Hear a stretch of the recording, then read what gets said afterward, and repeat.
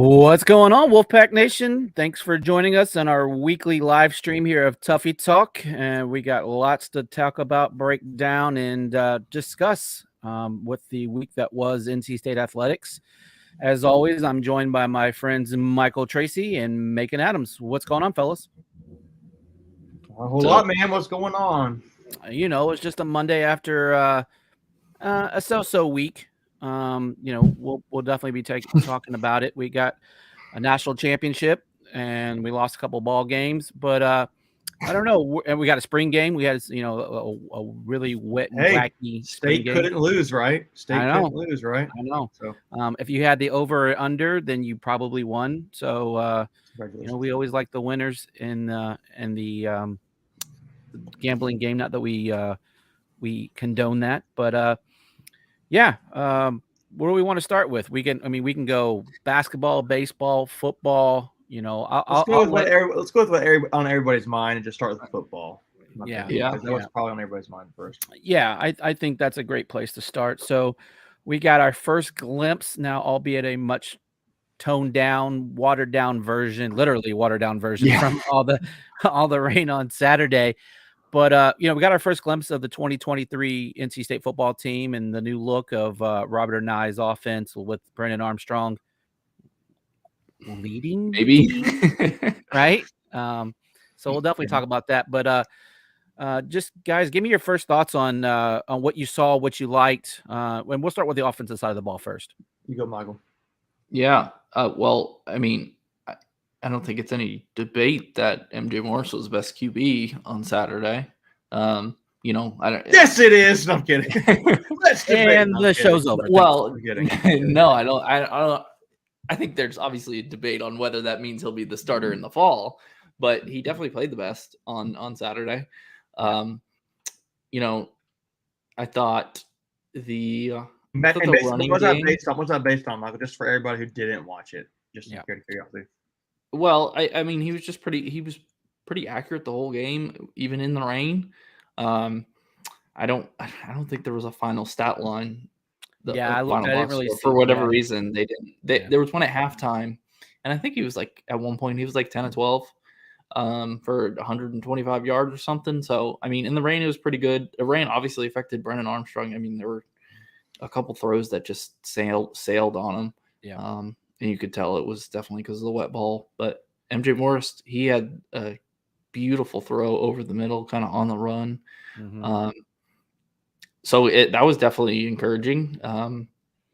But he didn't play. He didn't play with the first team the whole first half, which was interesting. I think that was the biggest takeaway. That it seems that right now Brennan Armstrong is in the lead for the job. He played the full first half with the ones. And MJ Morris and Ben Finley split the twos. Yeah. So then I'm going to ask this question then. So you're saying that, and it's been this debate on Twitter this week of some fans have their guy and they want this guy and you need to start this guy. And the other fans have this guy. You got to start this guy. And you're just you suck as a coach if you don't play this guy. What are your thoughts about that, Greg, Michael? Because I'm curious, because we're fans. We're talking about this too. What do you think about it? Yeah, for me, I give the, if you're talking about a horse race, in the lead by a nose, I would definitely say it's Brennan Armstrong, just because of his familiarity with the Anae offense, and that I think you have more of a playbook with Armstrong at the quarterback position. Now, that's not to say that MJ can't come in and learn it. I mean, you saw what he did last year, coming in after, came in the summertime in June, and by, October, he was the starter. Now, obviously some of that out of necessity with the Leary injury, but he picked things up, and I didn't think he missed a beat. But with all that being said, I lean on Armstrong for a couple of reasons. One, he's a grad senior coming in, grad transfer. He's not going to come in just to sit on the bench, right? And then number two, he just has more time in this offense, and I think that's real important when you're trying to learn an offense. And this would be MJ's second season with two different offensive coordinators, so that's asking a lot from a guy that has minimal starting experience. But just my thoughts. What about you, Michael?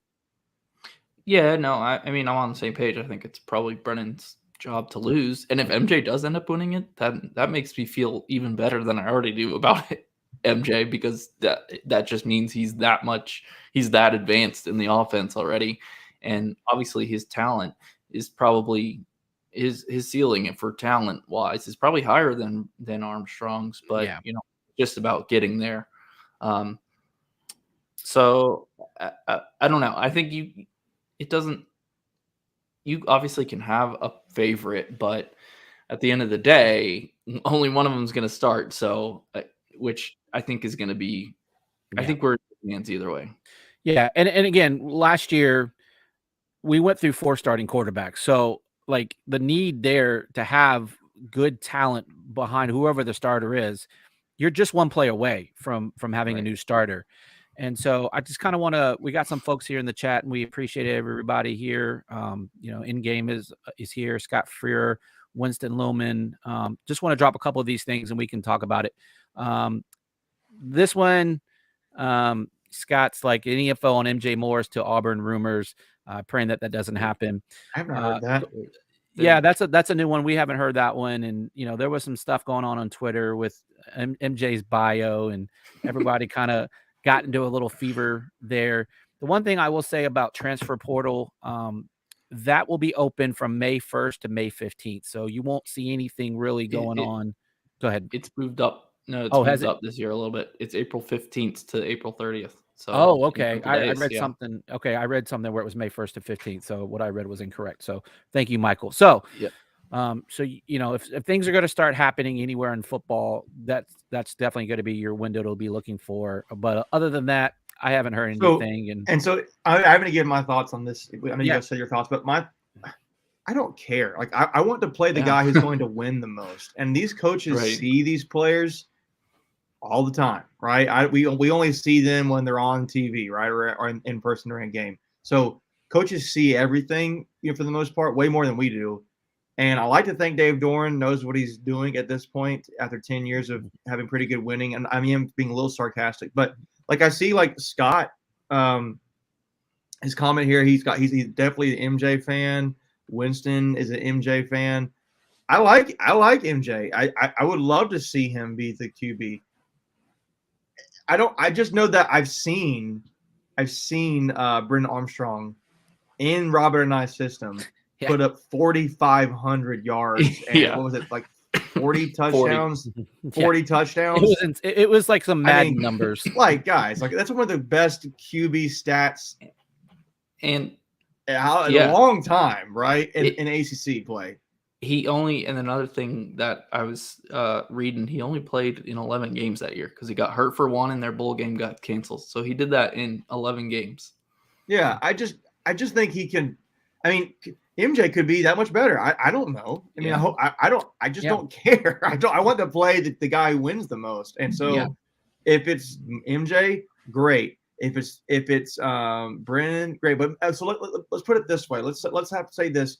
Let's say in theory the coaches view Brenham as the guy who's a better coach, but instead they just played MJ because for the argument we're mentioning here, like it's potential and those kinds of things.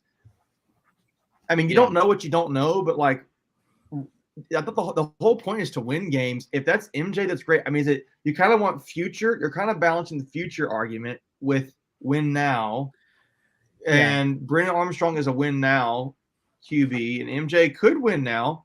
And he's also a guy who could be here for 2-3 years more. I mean, like he could be. You just don't know anymore. And I don't know if in football you need to be planning for 3 years down the road and that kind of thing. I think with the transfer portal the way it is, you can just go and win now. And so each year's own thing. I don't really care. I just the one thing I will say with that too is, look, MJ could win this starting quarterback position, go out and throw 4,500 yards, and guess what? He's gone next year. Like there's no guarantee. He could, right? He could go.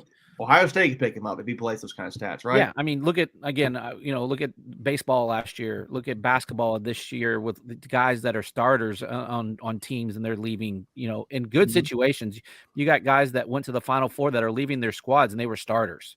So there's no guarantee for the future. So I'm with you, Macon. I want to play the best person that puts my team in the best position to win ball games. So yeah, and Scott made the argument. I'm looking here in the live stream chat, saying, "What if they're close?" I say, "Go with the younger guy."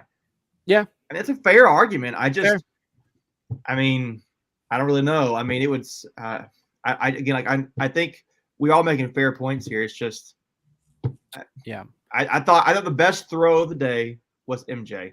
Yeah, I thought the best runner of the day was MJ. Well, Macon, Michelle thinks you made the best point, so you have a fan out there. Thank you, Michelle. I'm kidding. No, it's just, I mean, I just want to win games. I don't really care how we do it. Ben Finley. We're just talking about him. If he's the best quarterback out of the three, go play Ben Finley. We're talking about that. I mean, I don't really care. It's just I want to win games. At the end of the day, this is all going to shake out, and we have no say in it. So just come along for the ride and support whoever gets that nod as the starter. But hey, guess what though? What else? Were there any other players on the field? That's what I was ready to say. There's more than just a quarterback. So we've done away with that whole conversation. We've addressed it. We can come back to it. But you know what's going to happen? Somebody about 30 minutes from now is going to be like, hey, what about the QB? What about MJ? Yeah. So, what are the good – Who's running the show, Macon? Who's running the show? You are. I'm sorry. I'm just getting to it. I'm sorry. I'm getting passionate. You lead it. You lead it. No, buddy. You're good. So as Macon was probably going, who else on the field flashed for you guys? Maybe Macon would have said it better, but no, I spoke out of turn. No, buddy. Who else stood out to me? So I think the bright spots would be. I like the linebackers. I thought they looked really good. You didn't see Peyton Wilson. I don't really know. I don't remember seeing Betty or Scott. I don't think you saw Betty at all. I don't think either of them. Three. Right. So Jalen Scott may have Poole, Jordan Poole, number 33. Caden Fordham, who's wearing, I think, is a new number for him this year, number 10. Yeah. And and I'm trying to think who the other linebackers that I remember noticing. The freshman Bonner, he played and Kamal Bonner. Good. Yeah. Mm-hmm. So I feel like that in spring game it's hard to say a whole unit looks great, but I really feel like from a linebacker standpoint, you could say like the linebackers. I mean that's their second string, right? And they looked really good. So you feel really good about that particular position group. Yeah, I would say this thing. If you're talking defense, obviously the ones go against the twos on both sides of the ball. So if you're seeing some young guys flash on defense, chances are they're going up against the number one. So they're really going to show out. But I thought the defense, obviously first team defense has the advantage. I thought they shut down the second team. And to your point, Macon, it really is hard to get a gauge on how good the talent is because they're not going against their quote unquote peer. Yeah, why don't they do that? I don't. You have to kind of look at an individual player. I mean, like how did they perform individually? And so to Winston's point, three guys you mentioned there, Kevin Concepcion, the rookie, Terrell Timmons. Everybody knows Terrell Timmons at this point, and Juice, which is, for those who don't know, that is the nickname for Javonte Vereen. Yep. And I'll say friend of the show, right? Friend of the show. And those guys look really good. I mean, I think one of the areas of concern I had watching it is I didn't think their wide receivers looked anything special, and that was really discouraging. But again, weather. Lassane, I know, but like Lassane didn't really do anything that I really thought was special. I thought maybe Timmons and KC. He had that. Well, Timmons had that. He took that to the house. A little just slant. Yeah. But KC kind of caught a pass in again Kevin Concepcion, for those who are watching. He kind of caught it in a short area, turned it upfield. Really nice play. I thought Javonte Vereen showed a lot of potential. I mean, he gets the first time the guys have played. I like Vereen. He had a couple good catches like over the middle, like in getting hit. Strong. So, yeah. Yeah, it was strong in coverage. I thought it so too. I'll tell you a guy that I liked seeing, and he was a second string guy on offense was the rookie running back Kendrick Raphael. I thought he looked really good. And we're not talking just rookies, but I thought he looked like, okay, there's something there with There's this something guy. there. Yep. Yeah. Yep. I thought Michael Allen looked good. I thought Dilbert Mims looked really good. Okay. Yeah, I thought Dilbert Mims was really good. He ran really hard. I thought Jordan Houston looked a little bit more bulked up than he had in past years. Like his arms looked a lot bigger. So yeah, I thought it was good. Again, the one Anthony comment Smith's pass drop. Yeah, he had a tough day. I know it was a spring game. I know it was rain. Yeah, but dude, he also had a fumble too. Cannot drop that ball. He didn't have a fumble. He was like nobody was in 20 yards at least away from him. Yeah, I will say it was encouraging though that there was a play where you had a receiver with nobody within 20 yards of him. That goes back to your Anai scheme. Yeah. You're kind of looking at the play drawn up, right? I mean, they could have run the ball a lot, and they didn't run it like it's raining. They kind of stayed. They stayed, with the passing game. I thought in the rain. So you highlighted a comment here, Greg. Yeah, I just in game talking about punting again. The weather's going to play some of that. The one battle we've been joking about it a little bit, and I'm going to bring it up again is the kicking battle. Long snapper. Yeah. Colin Smith looked like he was pretty solid. Coach Doran after the game said, that's still an open competition. He did say Colin Smith, regardless, is going to probably be the kickoff specialist. So, that looks like that'll maintain. He was the guy that last year was handling all the kickoffs. Yeah. And then we brought the kid in from Eastern Kentucky. Western Kentucky. Western Kentucky. Yeah. Braden Narvison. Yeah. So, and I think even with the rain and the wind, I don't think either of them missed a kick. No, I mean, none of them were that long, but with the rain, you never know. Yeah, but they weren't being rushed. It was pretty chill. But you go out and make the kicks, right? And so that's all you can do is go ahead. Yeah, this good guy. The kicks were great. I think another few players that I thought worth noting were the guys who got picks. Right, I thought. The guy you don't ever hear from, but we'll also say Darius Edmondson, but Shy Battle too. Like those guys looked solid. I thought they played well. I thought there was some nice passes there that Brennan Armstrong put. I thought sometimes a little deep. He did, and I saw some guys like Jackson Vick as a DB making a break up there on a play. There's some good things. I think that the thing that I'm most disappointed in or most concerned about is the wide receivers, who's going to step up there. And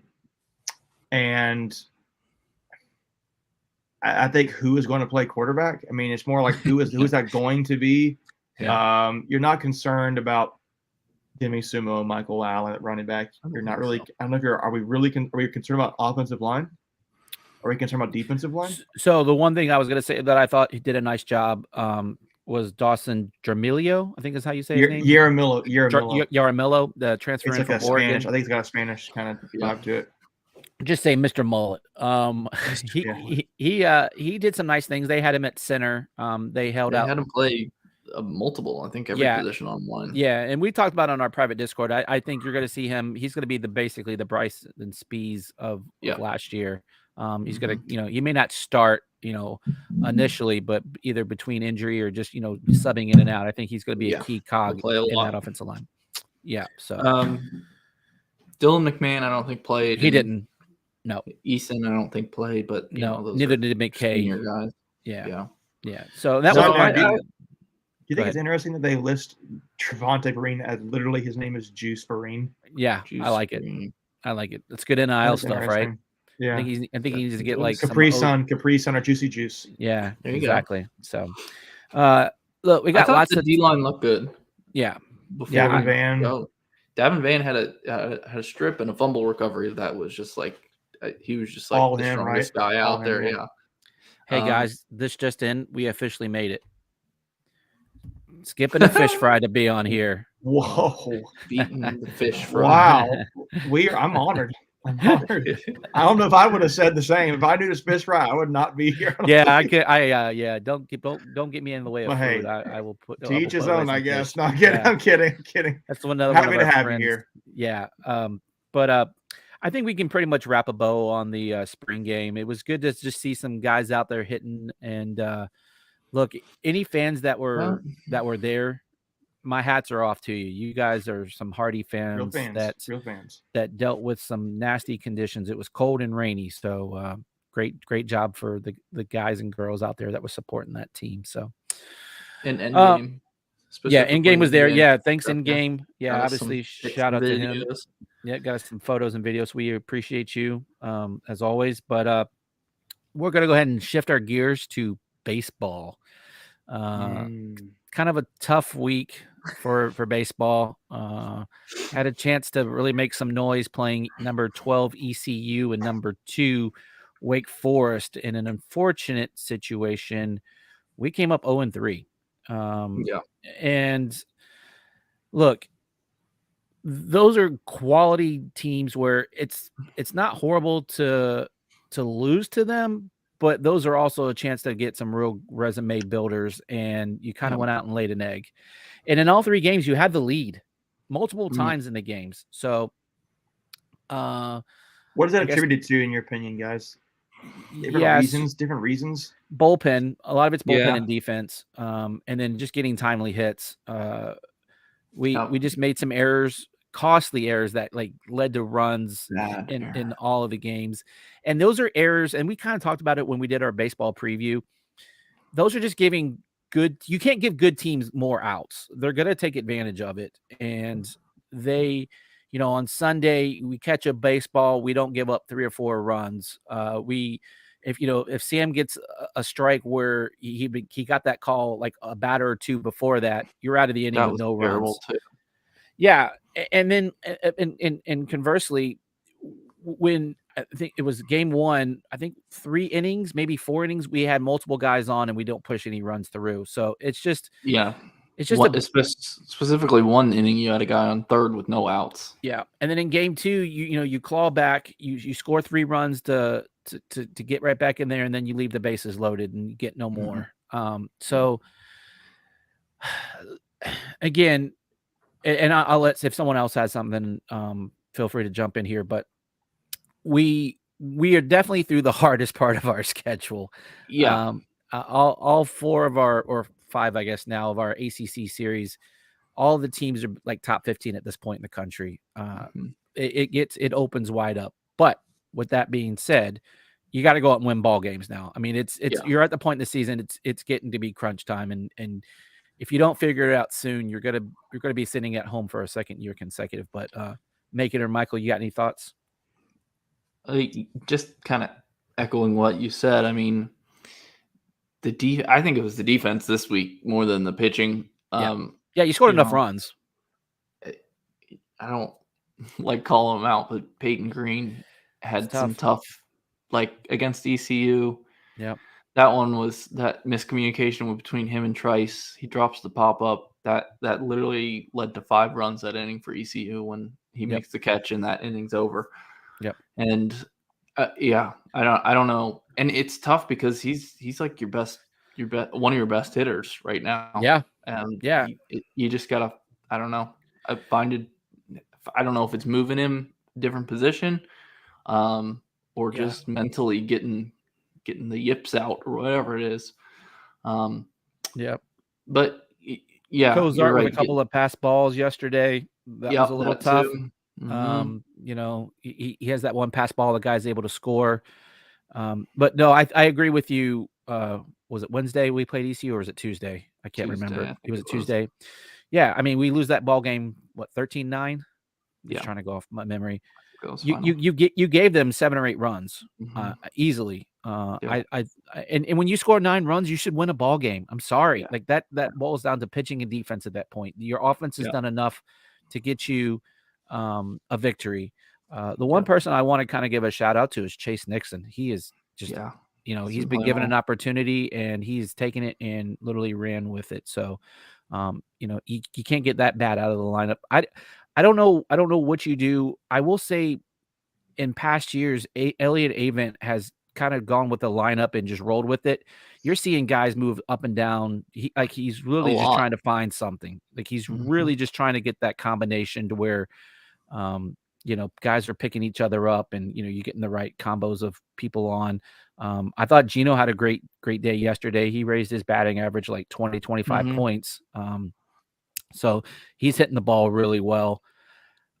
This is a team that can hit. I mean, that's not the problem. It's the pitching and the bullpen. Not the pitching. Starting pitching's been really good. The bullpen's been kind of shaky though. Sam, I thought did a good job. And then I don't understand yesterday where you take Sam out with a 2-0 count. Either you let him finish the batter or you don't let him pitch to that batter, and then you put Lawson in a really bad position. Just setting up the next guy for failure too. Yeah. So it just seemed like a snowball. And that was the inning where the ump he calls Hawk out. He punches him out on a pitch kind of down and inside, but it was probably right on the corner. And Hawk argues with him, and then the next batter, Sam literally throws the same pitch. It's a righty batter, right-handed batter. Yep. So it's kind of down and away, but it's the same location. And twice he calls it a ball, when twice that would have struck him out. And then you get 2 more runs, he gets the bases loaded, and then that's when they take him out. And it's like that was tough because that really, I mean, that was not on Sam. He was pitching well. No, he was dealing, and their pitcher Sullivan, he was just killing us, man. I think at one point he struck out like 6 of 8 batters in a row. Like it was just, we just didn't have an answer for him. So, but like I said, we got UNC Wilmington tomorrow, which if you guys are interested, we're going to have a pair of tickets. I just realized that I have tickets tomorrow that I won't be able to use. So we'll throw those out there and we'll give them away to somebody. So just, give us a follow, or if anyone in the chat reaches out to us privately, we'll get you those tickets since you guys were listening to us tonight. But yeah, any other thoughts? I mean, we got a series again with FSU this weekend, a bad FSU team. Now, though, they did just beat Clemson, which is just as bad as well. But those are our next 2 ACC series, and then we have Notre. Then I think it's Carolina, Notre Dame, then Pitt. I think is the order. I might have Carolina, Clemson. Notre Dame. It's FSU, Clemson. Yeah, it's FSU, Clemson, and then it's either Carolina or Notre Dame. I might have those flipped, and then it's the other one, and then Pitt to end the series or season. Excuse me. So we got to go win some series, and we're gonna probably need a couple sweeps, to be honest with you. You're still in position. Looking at RPI after yesterday, where you lost 2 games to Wake Forest, you moved up 1 spot in the RPI from 10 to 9. Oh, so you're saying that's just like basketball then? Yeah. That sounds like it's a weird setup. No. Yeah. But I mean, State's got that going for them. They don't have any losses to a team. Let's see, where's Louisville? Louisville's back up in the top 25. They dropped out, but after I think they swept Boston College this weekend. So yeah, State doesn't have any losses to a team outside the top 23. No bad losses in RPI. I mean, no bad losses. We talked about that last week. I think we were 7th or 8th last week, or 9th in RPI, somewhere around there last week. So if you can, you've got 5 series left, man. If you can win 4 of them, gotta win 4. You could still be a host. I mean, UNC hosted last year with a 15-15 record in the ACC. So you win 4 series, 4 of the last 5 series, you're probably looking right around there, maybe a little bit above 500. Yeah, and with an RPI, top 10 RPI, that's absolutely State could still host, but it's not going to be easy. Yep. It'll be easier than the last 5 series, but still. Yeah. For sure.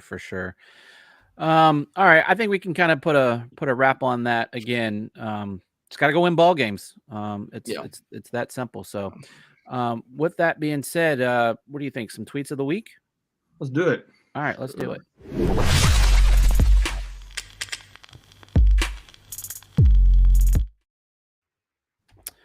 All right, we're gonna talk some tweets of the week, and I want to start off with another national championship. How about that, guys? What are you guys thinking?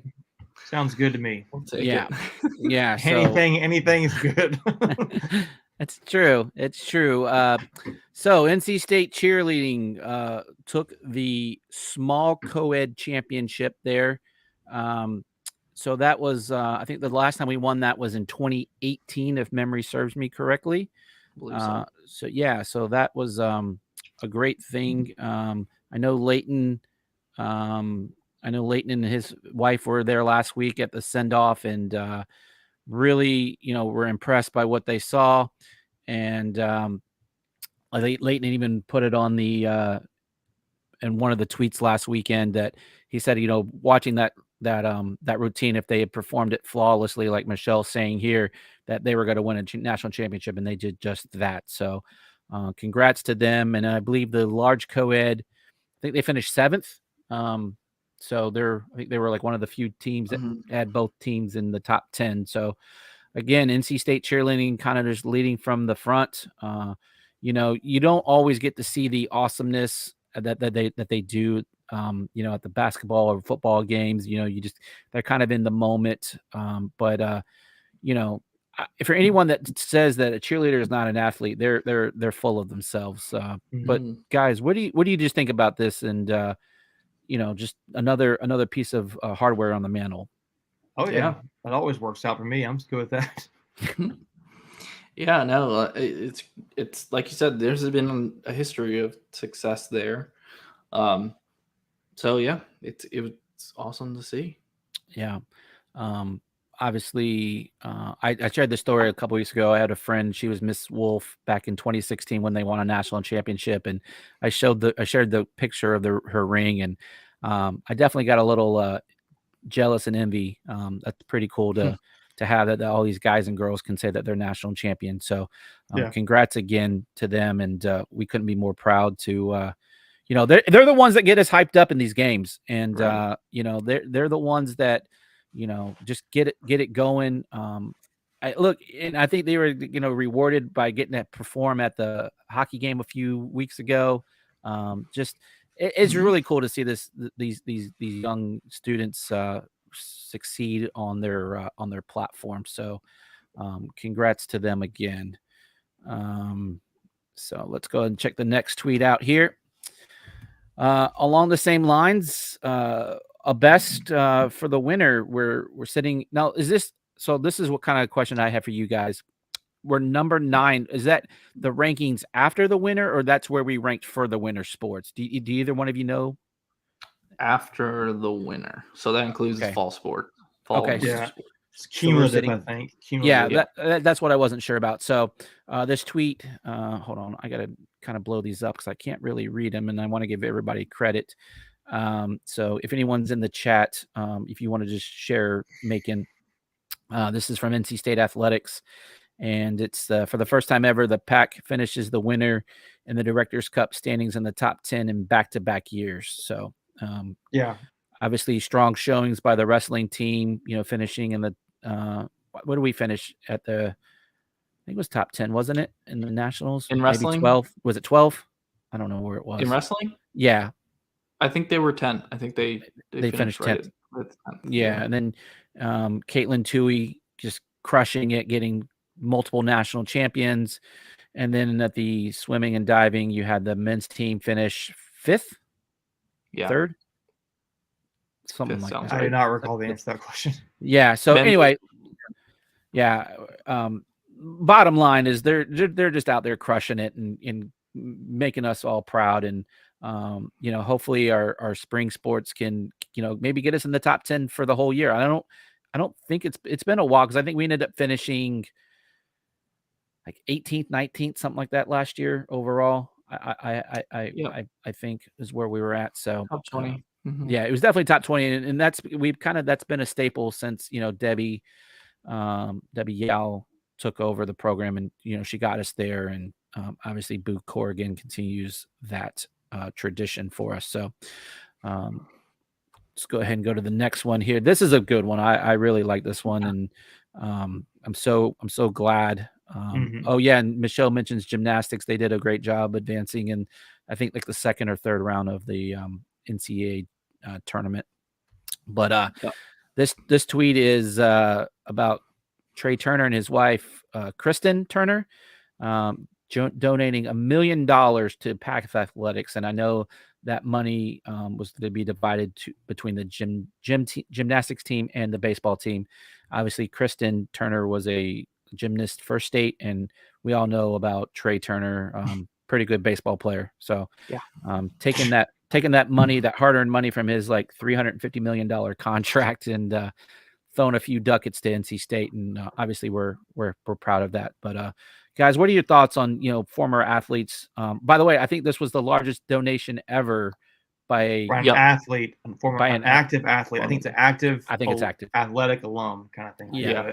So just, what are your thoughts about this? I mean, this is big stuff. No, that's great. That's what we need. I mean, that's another advantage of developing guys, putting them in the pros. When they sign those $100 million contracts, they give some of it back. And that's crazy. That's crazy, right? Yeah. I mean, that's like pocket change in some ways. That's crazy. I know. Yeah. And there's lots of athletes that do it. That don't. Hold up. Wait a minute. Don't want to be public. You just said doo-doo. I'm just gonna point that out. And like keep continue on. All right, we digress. Sorry, we digress. But no, I just I think it's great when these athletes and people don't forget where they came from, right? It's kind of we gave, well, not we at Tuffy Talk, which but NC State Athletics gave both Kristen and Trey an opportunity, and guess what? They met, right? So, like, you think about that. If either one of them doesn't get a scholarship to play at NC State, they may never meet. So, I think that's just a really cool, just a great way to give back to your college. So, and there's plenty of athletes other athletes that donate that just may not be. Sure. Public for whatever reason. Some people do want to stay behind the limelight, and there's nothing wrong with that. And look, anything that you give back to the university is always appreciated. Like when we had Ben Broussard, he's like, I'll take $5. I mean, every dollar does really count when you're trying to put student athletes through school or build facilities. And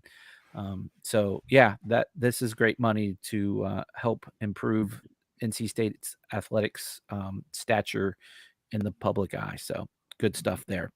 Go ahead. We're going to jump to some basketball tweets here, and this is Macon's kind of his thing, and this is some interesting stuff that I saw, and just talking from On3. Over 20% of Division I college basketball scholarship players have entered the transfer portal per Mitzi, I guess. I can't really read it. Sorry. Zenitz. Matt Zenitz. Yeah, I see the official one here. Matt Zenitz. I mean, it's just showing to me like when everybody's seeing. So State has had a few guys they've been focusing on in the transfer portal early on in the process, and to be honest, they haven't landed any of them, right? So they were interested in Damian Dunn. Hold that thought. Keep going, but keep going. Hold names, because we have a couple tweets that are talking about this. A few guys that they missed on, and but I mean, when you're talking about like that number there is 20%. So we did. I think someone said it was like in our private chat we have, it's like 5,300 student athletes in the D1 basketball. So you're talking guys like over 1,000 players already in the portal, and State's only looked at like had 4, right? I mean, those are 4 guys they wanted, and that is something. But there's so many opportunities out there still to get really good talented players that come play in the ACC at NC State. So while it is like a bummer and it's just like it stinks, it's not like State's not going to get other. That's a hilarious tweet. Yeah, go ahead. No, as you're because I can hear it in your voice, and so. Where I wanted to take this next tweet is it's a little brevity to the situation, but it's Rollywood Scott, one of everyone's favorite follows on Twitter. Is the picture of Andre the Giant, and if Chuck Coates was here, he actually wrestled Andre the Giant. I don't know if you guys know that. Yeah, but this is me trying to stop myself from saying that Kevin Keats has more swing and misses than our baseball team tweet. Now, and it's like a tweet of Andre Giant, like, no, don't do it. No. It's kind of like that. Yep. Back off. But again, and and I'm gonna lead this right into our next tweet. So I'm just do a little rapid fire here. This is a one that I saw. Now their display name is NC State Athletics, but it's obviously not the real one. It's truncated, so I can't give proper credit. But this goes to say Jarkel Joyner didn't enter the portal until April 12th and didn't commit until April 20th. Dusan Mahorchik didn't commit until May 3rd. DJ Burns didn't enter the portal until the April 27th and didn't commit until May 11th. NC State is going to be fine even after missing on 3 guys. Now we know that I think that's 4 now, but the point of the tweet is the sky is not falling, right? So look, yeah, there's still, like, to your point, Megan, there's still plenty of guys out there, but just share your thoughts on what you think about this tweet, because everyone's like, you know, you see, Dunn committing, like you were. Go ahead and name the names that you were saying, and then so Damian we'll Dunn back. was like a big off-ball guard. It was basically down to NC State and Houston. He committed to Houston. You have I'm just going to go off in no particular order. State just found out, I think it was today, they found out they had a guard from Western Kentucky, Davian McKnight, and it was down to like NC State and Xavier. Davian McKnight picked Xavier. And then you had 2 players, I think they were really interested in. Point guard from Illinois, Jaden Epps, and the small ball 4, I would say, big body 3 for actually out at UNC. It was Dontrez Styles. Mm-hmm. So he had NC State, ECU, and Georgetown's top 3. And he picked Georgetown. So these are guys that State really want to go for. And actually, I wasn't even counting David McKnight. Actually, now I can think of a 5th one. Micah Handglotten, right? Yeah, the big guy, right? The 7-footer. 7-footer from Marshall, right? Marshall this past season, was Rookie of the Year. He's from Charlotte. His sister goes to NC State, and he decided to go on a trip to Florida, and committed basically while he was there, and was going to take a visit to State afterwards and didn't. So, it stinks, right? That stinks. But look, we're talking 4 or 5 players out of 20% of the out of 1,000 plus players. Yeah. I mean, there's so many other options that we can go and look for. Yeah. Some of these are the only players out there. We're talking 20 guys or 50 guys that the whole country's fighting over. It's not like that. So. The one name, did you mention Epps too? I missed Jaden Epps committed to Georgetown. Yeah. So, look, again, the sky is not falling there, Chicken Little. We're gonna be okay. And go ahead. And another thing is some of these guys that you're missing on, and it's like, well, you're missing on all your top targets. Well, it's also because they've entered the portal earliest. Like, you're gonna go after the guys that entered right after. I mean, they got like DJ Burns, like this tweet says, didn't enter the portal until April 27th. Like, he definitely would have been highly sought after if he was, entering the portal right after the season ended. Sometimes there's nothing wrong with leftovers, right? I mean, it's well, again, and there may be better players to come out. Exactly right. Yet to enter the portal.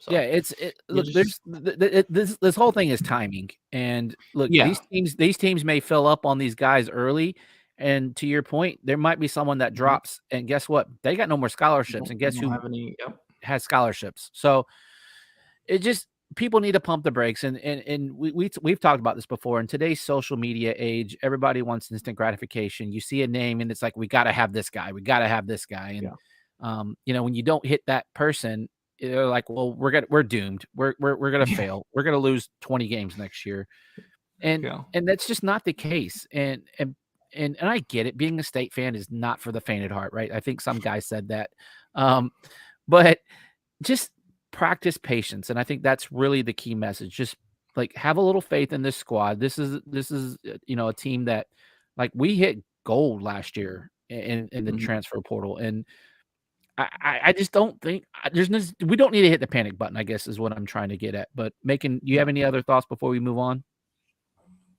Yeah, I will say, I think the guys State is still going after that were on the original list in the first place. Like, I know there's one guy that's a point guard and a Jack Clark kind of replacement player both transferring out of Louisville that State really likes. L. Ellis. Yeah, Ellis. Yes, L. Ellis. L. Ellis from Durham.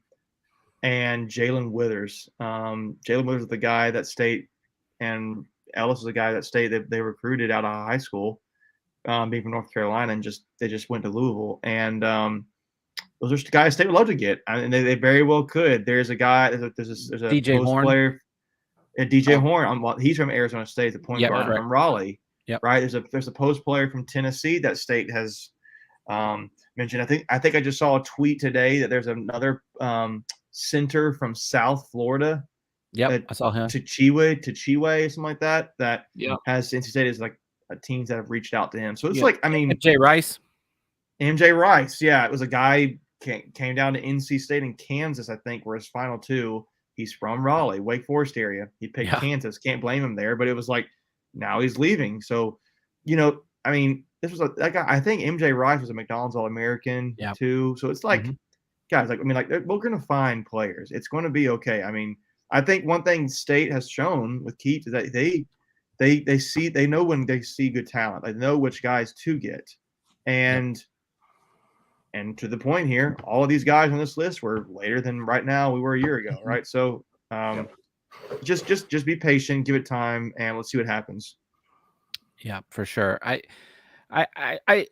I'm not to the fact. I mean, look, other than like FSU, I think has signed like one or two guys. The ACC really hasn't made a lot of noise right now in signing. So I don't really think we're behind the power curve compared to a lot of other ACC schools, unless I've missed something, guys. What are you kind of tracking on that front? Yeah, UNC's got one guy, but I don't think he'll start for them. Yeah, I even forget where he transferred from. There was a UNC transfer from UNC to Virginia Tech. I'm trying. Wait, say that one more time. I think the biggest one, Sky Clark transferred from Illinois to Louisville. Yeah. That's probably the biggest one I can think of. But really, so where I'm kind of was going with this, it's still very, very early in the process. Yeah. And so, look, you hear a couple of names going floating out there, and people just stop pushing the panic button. Like it's just not there right now. Now look, in a month or two, when this thing closes up and then we see what we got compared to other teams, okay, maybe we have that conversation. Yeah, absolutely. So, but anyway, I think we've beaten this horse enough. So, I just, I guess the other thing, you see how all these fans, and look, we're just fans too, but you see everyone just, I mean, my timeline was full of it this past weekend when you started seeing these guys that we were really targeting, and it gets like, I love Twitter and I hate it at the same time. Yeah. It gets very tiresome, and we always try to maintain positivity here, and I get it. Everybody wants to see a winner, and I don't know. I'm just ranting, guys, but we're here to say it's going to be all right. It's going to be all right. We got plenty of other teams that are really doing well. So anyway, all right, moving on. What do you guys want to talk about next? I've been rambling. What are you guys feeling? Anything out there that we haven't talked about? Did we talk about MJ Morris? Oh, I don't know. Who is that? Which quarterback do you guys like? No, I'm this is the kind of part of the season where I really, turn my eyes towards baseball. And NC State, athletic season's kind of sooner rather than later coming to a close, guys, right? So we're going to soon be able to look back on this. I'm really starting to get sad and depressed that we're not going to have any of these teams playing, but we're almost to the summer months, the lull between the storms, right? Yeah, and I don't know. I think I'm looking more forward to what these teams are going to look like heading into football and basketball seasons. I think maybe another thing that we didn't talk about much is women's basketball. You saw Jakia Brown Turner transfer to Maryland. Yeah, we've got to pull that one up. Yeah, good call. Transfer to Maryland. And I don't know who State is going to be targeting in the transfer portal, but it applies to women too. They're transferring too. Yeah. So It'll be very interesting to see who State goes after there. I mean, you saw like Haley Van Lith transfer out of Louisville. And yeah, that was a big one. That was, I think it's Haley, right? Her name's Haley. That's kind of the point I was making earlier, right? Talking about MJ Morris, that it doesn't matter that you have a guy or girl She's on their Final team. Four, Final Elite Eight team. What were they? Who's Louisville? Elite Eight. Yeah. They lost Elite to Eight. Iowa. Right. Mhm. So Elite Eight team, the star on the team, and is like, I'm done. That just goes to what we were trying to say about MJ Morris. Like these guys and girls are going to do what they want to do when they're ready to do it, whether it's playing time. Now she's a 4-year person, so and she's from, I think, Oregon or Washington, Colorado, somewhere out west, maybe Washington. But same with Jakia Brown Turner, Camille Hobby. These are ladies that played 4 years. Their 5th year, maybe they just want to go do something a little different. Obviously, Jakia went a little bit closer to home for her being from Prince George's County, Maryland, which is the same county that the University of Maryland is in. Camille, we don't know where she's landed. I don't think she's landed anywhere yet. But I haven't seen anything. Yeah. Look, after 4 years, just think about you as adults. Like when you've been at the same job for 4 years, sometimes you want to just go somewhere else, right? Make a name for yourself somewhere else. So that's what this portal has done for these student athletes, is just give them an opportunity where they're not just pigeonholed into one location. So yeah, I want to mention this, Michelle. Women's tennis got a nice win today. My computer is being flaky. Yeah, so I was going to try to. I think it was Texas, yeah, number 11 Texas, and I think they beat them 4-2, 5-0. I don't know. Like it was a dominant performance. So your Lady Wolfpack is number 7 in the country, and they beat number 11. The men had a nice win over the weekend in tennis. I can't remember who they beat. It was a ranked opponent. I don't have it in front of me. But something else I want to kind of mention, a program that we talk about a lot on Tuffy Talk is club sailing. Club sailing. I'm reading here the announcement. Yeah, NC State I did see that. Yeah, NC State Sailing wins the South Atlantic Intercollegiate Sailing Association Conference Championship. That is a mouthful. They earned the inaugural Richard L. Tillman Trophy and secured a return trip to the ICSA College Sailing Nationals this May in Kingsport, New York. This is the 2nd year in a row NC State Sailing has won the SAISA, again, another mouthful, conference championship, and the 3rd year in a row that we're going to nationals. I'm not going to repeat all those letters because that's a lot of abbreviations. But long story short, that's just a great program that is making the mark. And obviously it's not a Division I team, but still a program that's very proud and represents the university well. We'll probably have them on. We usually have them on yearly when they make their trip. They'll be doing some fundraising. So if you have the means to go out and support these young men and women who just do what they love, and they do it I would say it's more than a hobby, but it's just a passion program that they do. So good on them winning their division or their conference. Anything else, guys, that we're missing? We're getting ready to slowly wind this thing down, but any last thoughts before? Just hope everybody had a good Easter and got to celebrate with all their families and all that. And yeah, about it, man. That's all I got. Yeah, I'm kind of stalling because now I cannot do anything on my computer. There we go. It went away. Actually, hold on. Technical difficulties. It's definitely a Monday. But all right, guys. Well, I think we're going to pretty much wrap it. I think we hit everything we wanted to talk about this week, and we're excited to enter another week of sports again. Big weekend in baseball coming up. UNC Wilmington tomorrow and 3 against FSU. Most of those games, I think Friday, tomorrow, I think is I don't remember. Actually, I don't even know. I'm not even going to make up a time. But Friday is at 6, Saturdays at 6, and then Sundays I think is a 2:00 game. So big series there.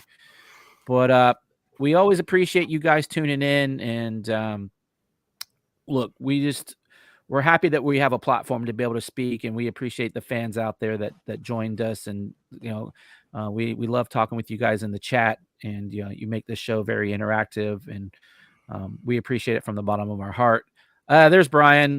We were just talking tennis, Brian. So you just missed us. I don't know if you heard it, but we're giving the women and men some shout outs. Actually, Brian, can you throw in the chat real quick who the men beat yesterday? I believe it was while we're wrapping this up. But yeah, Macon, Michael, anything else before we say sayonara? No, I'm just hanging on every word that is about to be texted here on who the win was. Yeah, it was definitely a top 20 win. Hopefully, Virginia Brian. Virginia Tech. There it is, Virginia Tech. There it is. So, all right. But there Friday. There it goes, right there. There's also a midweek match. I think it's against Wake Forest, another top 25 team, I believe. And they got to have free pizza. So who doesn't like some free pizza and some tennis to go along? Oh, we lost to UVA Sunday. Okay. Thanks, Brian. Appreciate that. Just trying to give tennis some love too.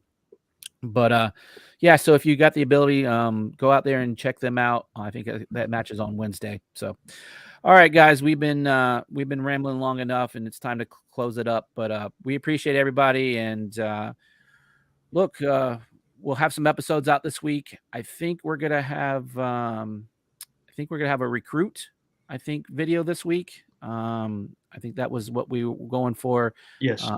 Yeah, we have Cannon. I say commit, I would say, not just recruit, a commit. Yeah, thank you. Actually, that's a better way to say it. Thank you, sir. Yeah. If you want to just kind of give us a little sneak peek, Macon, about who we interviewed over the weekend. Yeah, well, you kind of said it there a little bit, but we are interviewing one of our football commits for the class of 2024, and there's not many of them yet, but we got 4 commits. We got the first one, and we got the first one. So a little bit of a tidbit there. Yeah. So, all right, guys. Well, we appreciate you, and as always, go Pack.